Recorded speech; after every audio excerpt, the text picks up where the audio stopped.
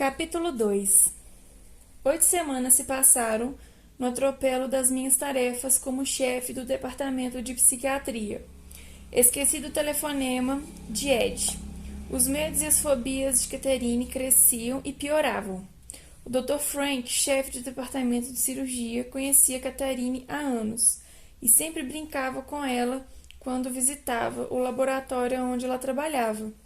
Ele notou sua infelicidade e tensão. Várias vezes quis lhes dizer alguma coisa, mas hesitou. Uma tarde, indo de carro para um hospital menor, mais afastado, onde daria uma conferência, viu Catherine no volante, dirigindo-se para casa, e impulsivamente lhe fez sinal para que parasse no acostamento. "Quero que você procure o Dr. Weiss agora!" gritou ele pela janela. "Sem demora!" Embora os cirurgiões sejam muitas vezes impulsivos, até Frank se surpreendeu com a própria ênfase. A frequência e a duração dos ataques de pânico e de ansiedade de Catherine cresciam. Ela começou a ter 2 pesadelos que se repetiam. Num deles, uma ponte ruía enquanto ela estava passando. Seu carro mergulhava na água. Presa dentro dele, ela se afogava. No segundo sonho, estava fechada num quarto escuro, como breu. Tropeçava e caía sobre as coisas, incapaz de achar a saída. Finalmente foi me ver. Quando tive minha primeira sessão com Catherine, não pude imaginar que minha vida estava prestes a virar de cabeças para baixo. Que aquela mulher confusa e assustada do outro lado da mesa seria a catalisador e que eu jamais voltaria a ser o mesmo. 18 meses de psicoterapia se passaram, com Catherine indo me ver 1 ou 2 vezes por semana. Era uma boa paciente, falante, capaz de inserir e desejava melhorar. Naquele período, exploramos seus sentimentos, sonhos e pensamentos. Reconhecendo os padrões repetitivos de comportamento, ela cresceu em termos de compreensão. Lembrou-se de muitos detalhes importantes do seu passado, tais como a ausência do pai, que era da marinha mercante, e das violentas explosões quando eles exageravam na bebida. Compreendeu bem melhor seu conturbado relacionamento com Stuart e expressou sua irritação de forma mais coerente. Achei que ela tivesse progredido mais. É o que quase sempre acontece quando os pacientes se recordam da influência desagradável do passado, quando aprendem a reconhecer e corrigir padrões comportamentais inadequados, desenvolvendo a percepção de encarando seus problemas a partir de uma perspectiva mais ampla, mais distanciada. Mas Catherine não havia progredido. A ansiedade e os ataques de pânico ainda a torturavam. Os pesadelos intensos e repetitivos continuavam, e ela não perdera o pavor do escuro, da água e de ficar trancada. O sono ainda não era contínuo e repousante. Sentia palpitações, continuava recusando os remédios, com medo de engasgar com as pílulas. Eu me sentia como se estivesse diante de uma mulher que, por mais que tentasse, continuava tão alta que nenhum de nós seria capaz de transpô-la. Mas, junto com o sentimento de frustração, veio a determinação. De alguma forma, eu iria ajudar Catherine. Então, algo estranho aconteceu. Embora tivesse um medo enorme de voar e precisasse, para ter coragem, tomar vários drinks no avião, Catherine apanhou Stuart em um congresso médico em Chicago na primavera de 1982. Lá, ela o forçou a visitar uma exposição egípcia no Museu de Artes, onde se juntaram a um grupo acompanhado por um guia. Catherine sempre tivera certo interesse pelos artefatos do Egito Antigo e pela reprodução de relíquias daquele período. Dificilmente seria uma das eruditas e sequer estudará sobre aquele tempo na escola. No entanto, de algum modo, as peças lhe pareciam familiares. Quando o guia começou a descrevê-la, ela se surpreendeu corrigindo, e estava certa. O guia ficou perplexo, Catherine espantada. Como sabia aquelas coisas? Como tinha tanta certeza de que estava certa? Tão segura a ponto de corrigir em público o guia? Talvez fossem lembranças esquecidas da sua infância. Na consulta seguinte, ela me contou o que acontecera. Meses antes de eu lhe sugerir a hipnose, mas ela teve medo e resistiu, diante de suas experiências na exposição egípcia. Embora relutante, então ela concordou. A hipnose é uma ótima ferramenta para ajudar o paciente a lembrar incidentalmente algo muito esquecidos. Não há nada de misterioso nisso. É apenas um estudo de concentração focalizada, instruído por um hipnotizador treinado. O corpo do paciente relaxa, aguçando a memória. Eu já hipnotizara centenas de pacientes e acharam um método útil na redução da ansiedade, na eliminação das fobias, na alteração dos maus hábitos e para ajudar a recuperar matérias reprimindo. Vez por outra, conseguia fazê-los regredir aos primeiros anos da infância, até os 2 ou 3 anos de idade, despertando assim lembranças esquecidas há tempos, que estavam perturbando suas vidas. Eu tinha confiança de que a hipnose ajudaria Catherine. Pedi a ela que se deitasse no sofá, com os olhos ligeiramente fechados e a cabeça apoiada num travesseiro. Primeiro nos concentramos em sua respiração. A cada expiração, ela liberava o acúmulo de tensão e ansiedade, inspirando, relaxando ainda mais. Após vários minutos, disseram-lhe para visualizar seus músculos relaxando progressivamente. A partir dos faciais e do queixo, depois dos pescoços, depois os ombros, os braços, os músculos das costas, do abdômen e finalmente as pernas. Ela sentia o corpo afundando cada vez mais no sofá. Disse-lhe, então, para visualizar uma luz forte e branca no alto dentro da sua cabeça. Mais diante, quando fiz a luz descer para todo o seu corpo, isso lhe permitiu relaxar completamente os músculos, nervos, órgãos, o corpo inteiro, fazendo-o cair no estado cada vez mais profundo de relaxamento e paz. A sonolência ia aumentando, assim com a paz e a calma. Finalmente, seguindo minhas instruções, a luz ocupou todo o seu corpo e a envolveu. Contei de trás para frente devagar de 10 a 1. A cada número, ela entrava num nível mais profundo de relaxamento. O estado de transe se aprofundava. Ela era capaz de se concentrar na minha voz e excluir todos os outros ruídos. No número 1, já se encontrava no estado moderado de hipnose. O processo todo levaria cerca de 20 minutos. Pouco depois, comecei o progresso de regressão, pedindo-lhe que lembrasse dos fatos e idas progressivas anteriores. Ela conseguiu falar e responder as minhas perguntas, enquanto mantinha um nível profundo de hipnose. Lembrou-se de uma experiência traumática de dentista aos 6 anos de idade. Recordou-se da forma bastante intensa, de ter se sentido aterrorizada aos 5 anos quando alguém a empurrou de um trampolim para dentro da piscina. Na época, ela se sentiu sufocada e engasgou, engolindo água. Ao falar sobre isso no seu consultório, ela começou a sentir falta de ar. Falei que a experiência já havia passado e que ela se encontrava fora d'água. A falta de ar parou e ela voltou a respirar normalmente. Continuava em transe profundo. Aos 3 anos, ocorreu o pior de tudo. Ela se lembrou de ter acordado no seu quarto escuro e de perceber que o pai estava ali. Ela ainda conseguia sentir o cheiro de álcool que ele exalava.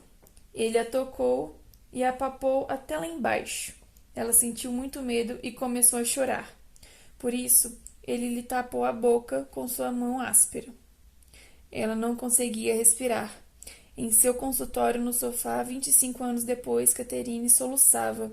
Sentia agora que tinha obtido a chave. Estava certo de que seus sintomas logo desapareceriam. Disse-lhe suavemente que tudo já passara, mas não estava mais em seu quarto de infância, e sim que repousava tranquila e ainda em transe.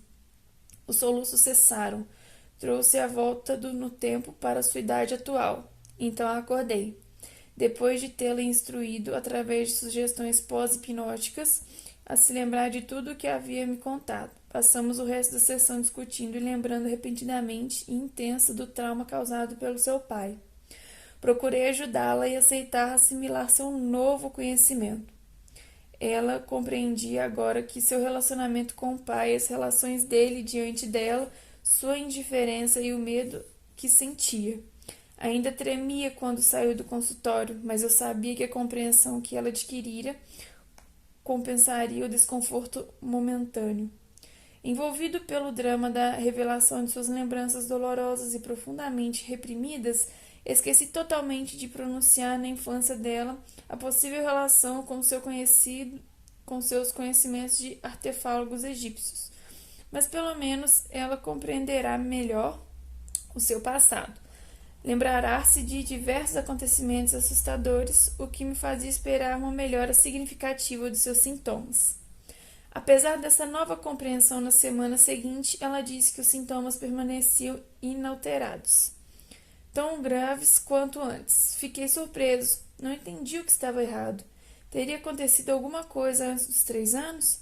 Tinha descoberto motivos mais suficientes para o seu medo de sufocar na água do escuro, de sentir presa, e ainda assim os intensos temores e sintomas e a ansiedade descontrolada continuavam devastando seus momentos de vigília. Os pesadelos eram tão assustadores quanto antes. Resolvi levá-la à regressão ainda mais. Hipnotizada, Catherine falava num sussurro lento e cadenciado.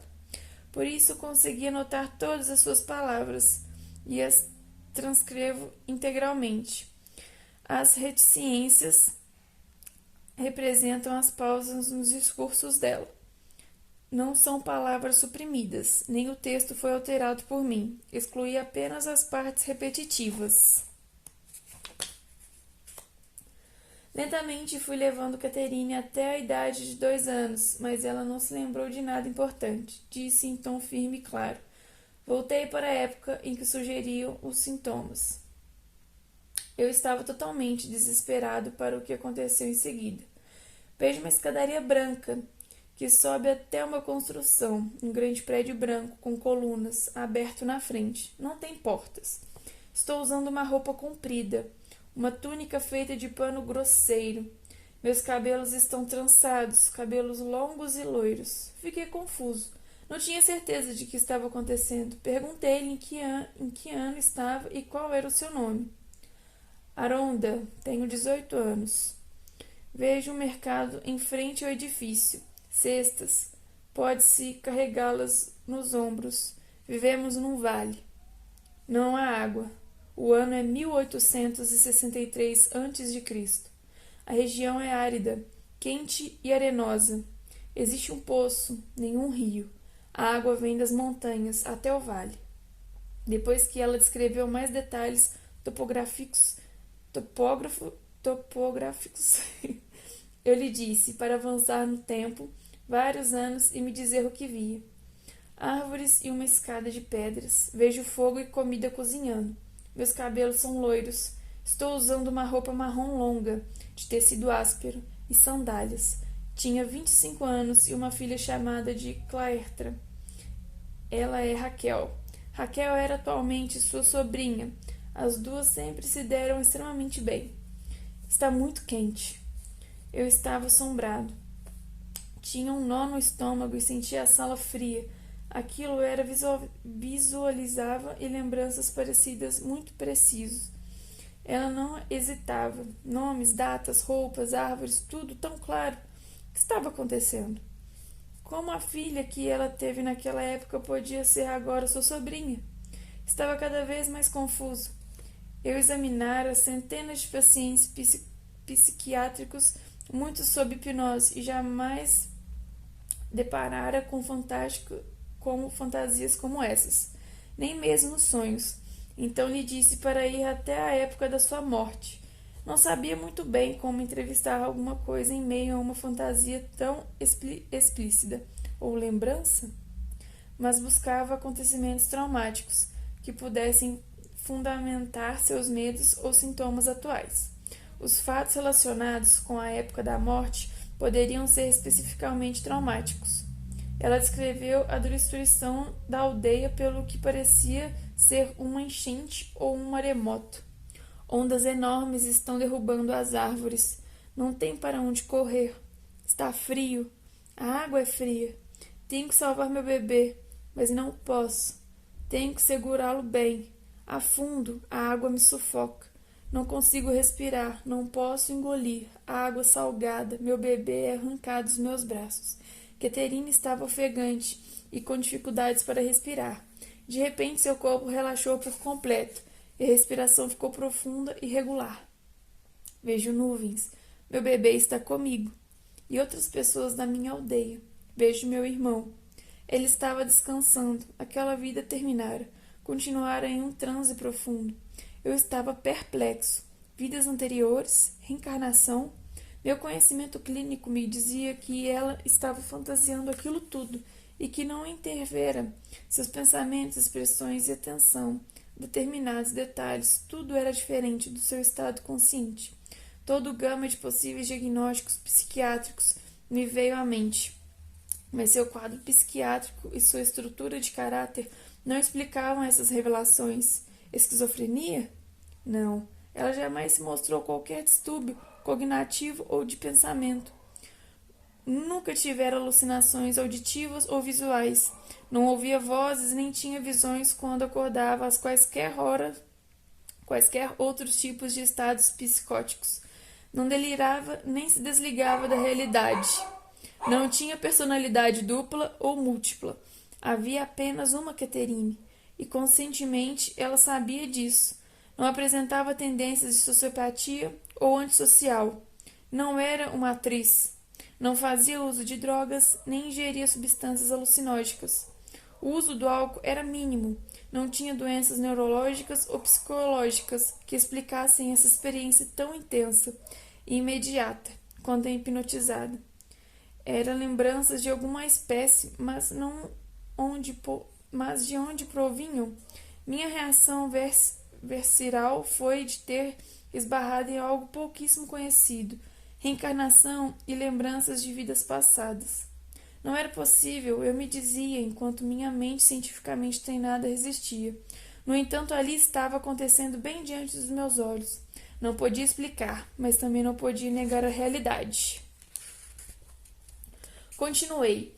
Falei um pouco assustado, mas fascinado pelo que estava acontecendo. Não se lembra de mais nada? Ela recordou fragmentos de 2 outras idas. Estou com um vestido de renda negro e tenho rendas negras sobre a cabeça. Meus cabelos são escuros, um pouco grisalhos. É 1756 depois de Cristo. Sou espanhola. Meu nome é Luzia e tenho 56 anos. Estou dançando. Outras pessoas também. Longa pausa. Estou doente. Tenho febre, suores frios. Muita gente está doente. As pessoas estão morrendo. Os médicos não sabem o porquê. Por causa da água. Que é por causa da água. Levei-me mais à frente do tempo. Estou melhor, mas minha cabeça ainda dói. Meus olhos e minha cabeça ainda estão doloridos por causa da febre, por causa da água.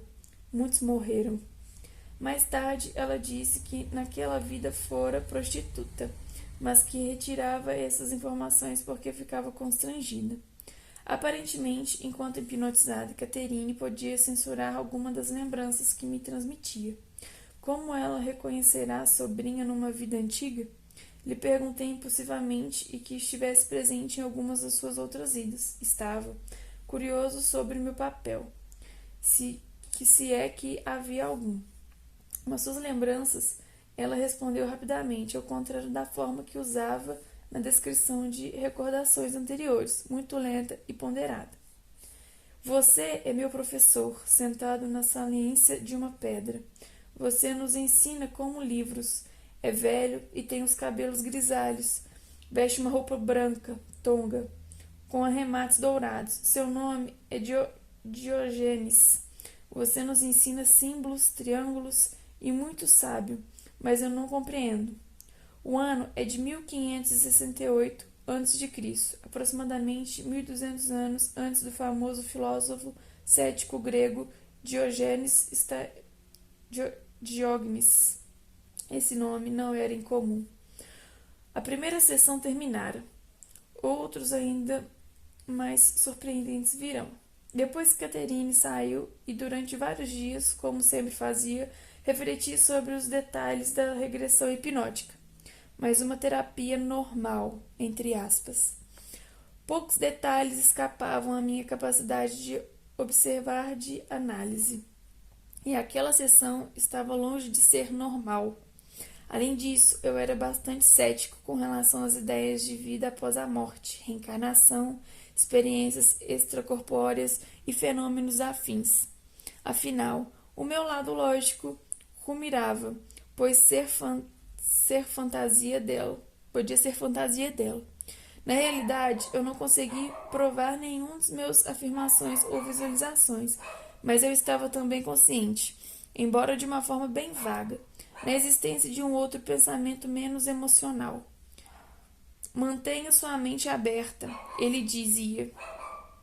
A verdadeira ciência começa com a observação. As lembranças dela podiam não ser fantasiosas ou imaginação. Poderia haver algo mais que os olhos ou qualquer um dos outros sentidos. Não estava vendo. Mantenha a mente aberta. Consiga mais dados. Um outro pensamento me incomodava. Catherine, propensa a sentir ansiedade e medo, não teria ficado assustada demais para aceitar novamente a hipnose? Resolvi não lhe telefonar e deixar que ela também dirigisse a experiência. Eu esperaria até a semana seguinte.